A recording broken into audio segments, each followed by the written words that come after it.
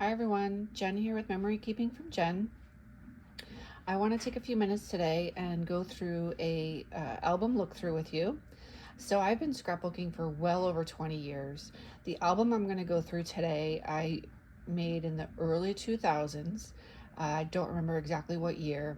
This is a Creative Memories 12 by 12 holly album. It has the cloth material, the cloth cover. This album was released in the early 2000s. Again, I don't remember exactly what year I made it in. For my Christmas albums, I tend to focus only on Christmas, and I will sometimes combine years. So this album has 2 years in it. It has 2004 and 2005. Whether I made the album in 2006, 2007, probably somewhere around there. I had my first son in 2007, and I know I didn't do any of these albums once he was born. Then I switched and started focusing on albums with him in it. So this album is, I'll call it one of my beginner albums. It's before I had a lot of the tools that are available to us today, whether it's Creative Memories tools or Fiskars or Martha Stewart Crafts. There's so many tools that we have to make our albums look absolutely beautiful, but you don't need all of those tools. And I guess the point of this video is that without having all those tools, you can still have good albums. If you're a beginner, you can still have good albums. It's the point of sharing your memories and putting the time and effort and doing something that you enjoy to do. So here's a quick look at one of my beginner, I'll call it beginner albums. I've probably been scrapbooking for almost 10 years, so it's still kind of a beginner album. I've talked about before, I do a lot of photo backgrounds, a lot of photo mats. As evident in almost all of my pages, you will see. So this is way back when Creative Memories had shortcuts. So shortcuts were a great way to add a little bit of touch, a little bit of pop to your pages. Again, some shortcuts. The geometric, I did a lot of these with the custom cutting system. You'll find a lot of my photos I have used the custom cutting system on.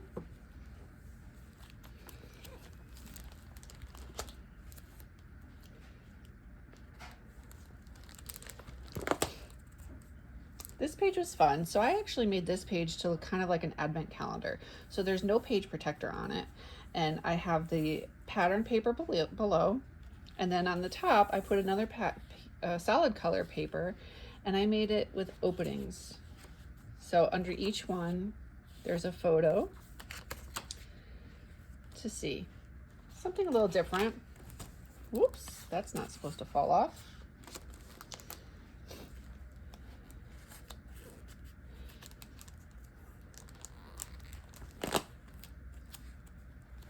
Again, using the square maker over here. This is way back before there was many of the different shape makers. The star, you'll see I use the custom cutting system again to cut out shapes of the photos. More shapes, rectangle.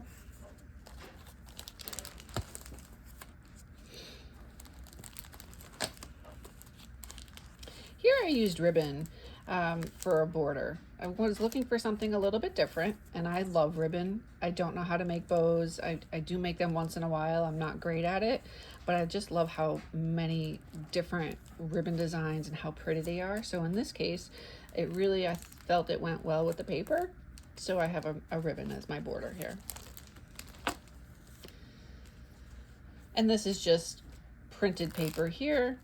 Again, very basic. This was before you know, all the online blogs and virtual crops and just different idea sharing. A lot of the ideas that I got back then were from magazines or the catalog. And here we're going to go into 2005, again with the rectangles. Corner rounder, I would say one of the most commonly used tools that I have other than my paper trimmer and photo trimmer is the corner rounder. More ovals, and here I have the designer 12-inch cutter to make the wavy borders. some more of the square maker here.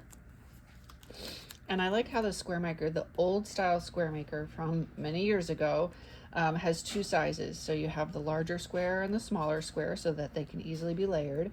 And it was the square maker, as well as the circle maker, the hexagon maker, the heart maker. I still have all of those tools, although sadly I don't use all of them as often as I used to. I do still use the square maker and probably the circle maker the most. More circles, and here I have my photo mat also as a circle, and I off-centered it a little bit just to kind of give the page a little bit of a pop of some color versus just the photos.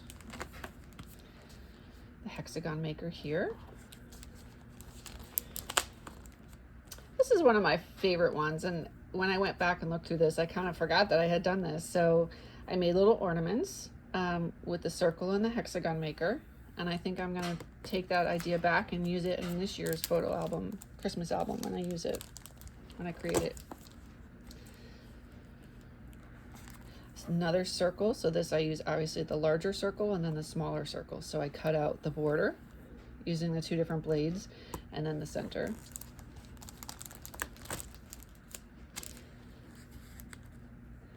Again, all very basic, nothing fancy.